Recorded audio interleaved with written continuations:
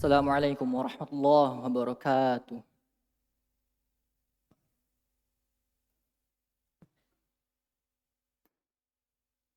Innal hamdalillah nahmaduhu wa nasta'inuhu wa nastaghfiruh wa na'udzu billahi min shururi anfusina wa min sayyiati a'malina. May yahdihillahu fala mudilla lahu wa man yudlil fala hadiya lahu. Ashhadu an la ilaha illallah wahdahu la syarika lahu wa ashhadu anna Muhammadan 'abduhu wa rasuluh. Ya ayyuhalladzina amanu taqullaha wa qulu qawlan sadida yuslih lakum a'malakum wa yaghfir lakum dhunubakum wa may yuti'illaha wa rasulahu faqad faza fawzan 'aziman. Ma ba'd fa inna asdaqal hadithi kitabullah wa khairal hadi hadi Muhammadin sallallahu alaihi wasallam wa syarrul umuri muhdatsatuha fa inna kulla muhdatsatin bid'ah wa kulla bid'atin dhalalah wa kulla dhalalatin finnar.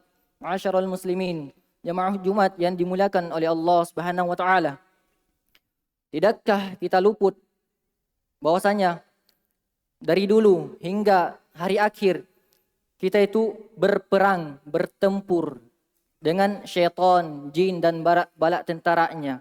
Yang dimana mereka ini ingin menyesatkan manusia, seorang hamba di dalam jerat-jeratnya.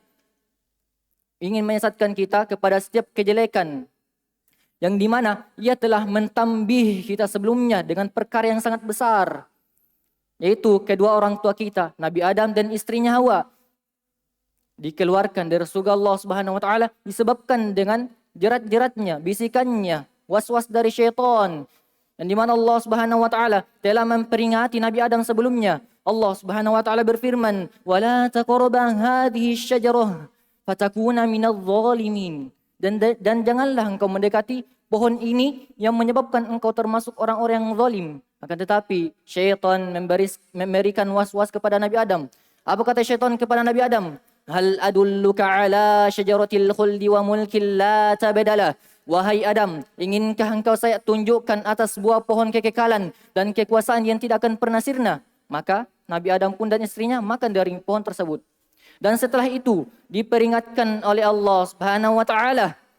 Allah Subhanahu wa taala berfirman, "Innasyaitana lakum aduwwun fattakhidhuhu aduwwa." Sesungguhnya syaitan itu adalah musuh bagimu, maka perlakukanlah ia sebagai musuhmu.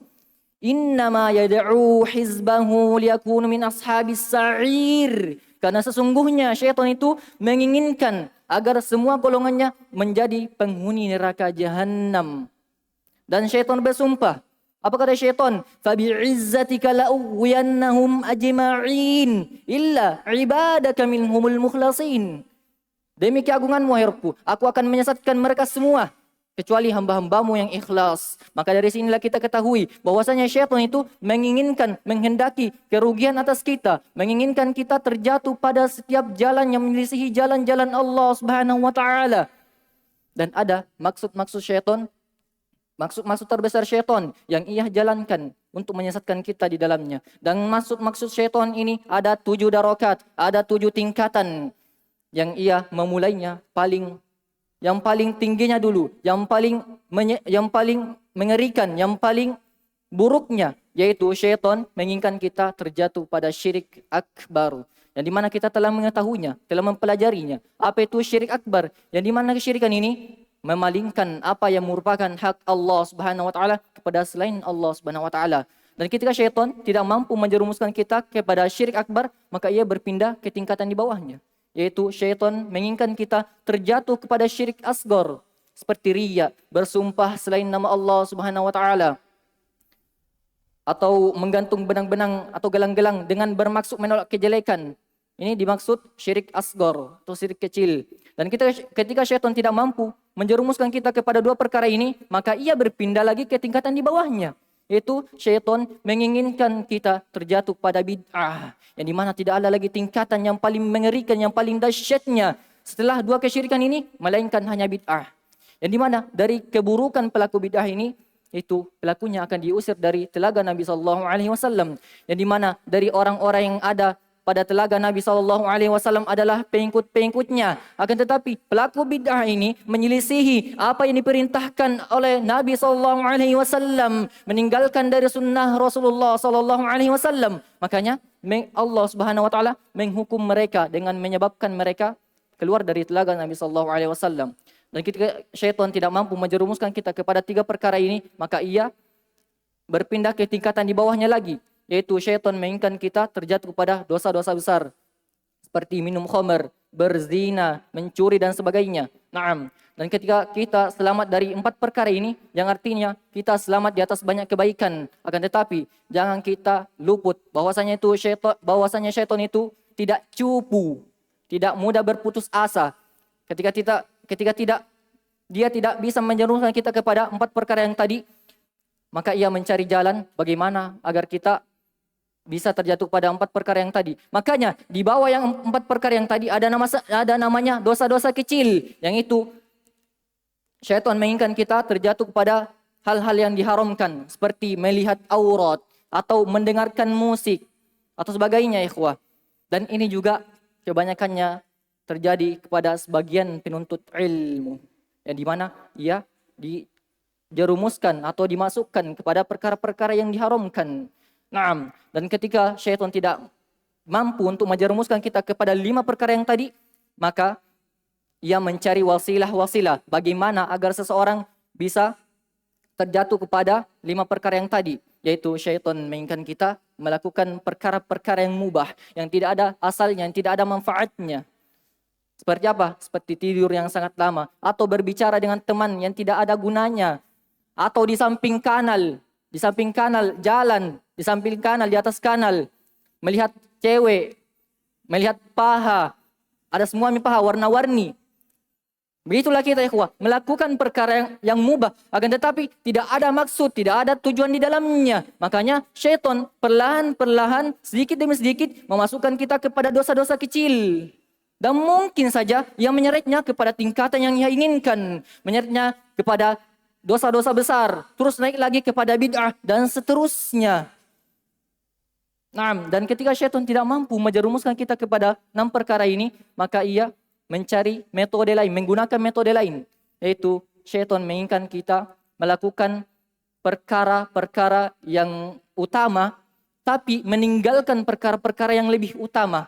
Contoh, ikhwah, yaitu sholat sunnah subuh di rumah, dengan beralasan ini yang paling utama. Akan tetapi ketika datang di masjid, shaf pertama itu full semua bahkan kita datangi masjid itu sholat semua orang, maka di posisi ini kita masuk di dalam jerat-jerat syaitan. Kenapa? Karena kita melakukan perkara yang afdol, tapi ditinggalkan perkara-perkara yang lebih afdol. Maka di posisi ini sholat sunnah subuh di rumah itu dikatakan mafdul, tidak lebih utama. Yang lebih utama itu apa? Salat sunnah subuh di masjid. Kenapa? Agar kita bisa dapatkan salat sunnahnya sekaligus shaf pertamanya. Qulu qouli hadza wastaghfirullah li wa lakum.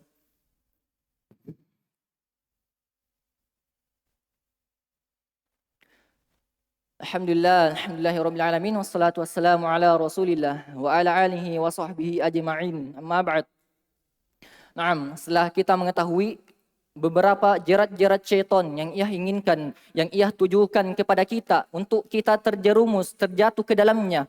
Bersamaan dengan itu, ikhwah, kita perlu berbekal dengan beberapa hal. Yang pertama, kita berbekal dengan ilmu, menuntut ilmu, memperbanyak menuntut ilmu.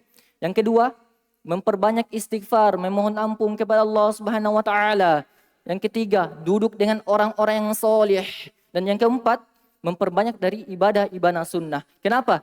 Karena kebanyakan dari kita itu dilalaikan dengan perkara-perkara yang tidak ada gunanya, yang tidak ada manfaatnya. Makanya syaitan memasukkan kita kepada jerat-jeratnya. Dan ingat, bukan hanya kita, bahkan para ulama pun tergelincir di dalamnya. Makanya setelah kita mengetahui jerat-jerat syaitan ini, maksud-maksud syaitan yang ia tujukan kepada kita, itu mudah kita untuk tidak terjatuh di dalamnya. Dan semoga apa yang kita dengarkan itu bermanfaat bagi kita semua dan seluruh kaum muslimin. Innallaha wa malaikatahu yusholluna 'alan nabi ya ayyuhalladzina amanu shallu 'alaihi wa sallimu taslima. Allahumma shalli 'ala Muhammad wa 'ala ali Muhammad kama shallaita 'ala Ibrahim wa 'ala ali Ibrahim innaka Hamidum Majid. Wa barik 'ala Muhammad wa 'ala ali Muhammad kama barakta 'ala Ibrahim wa 'ala ali Ibrahim innaka Hamidum Majid. Assalamualaikum warahmatullahi wabarakatuh.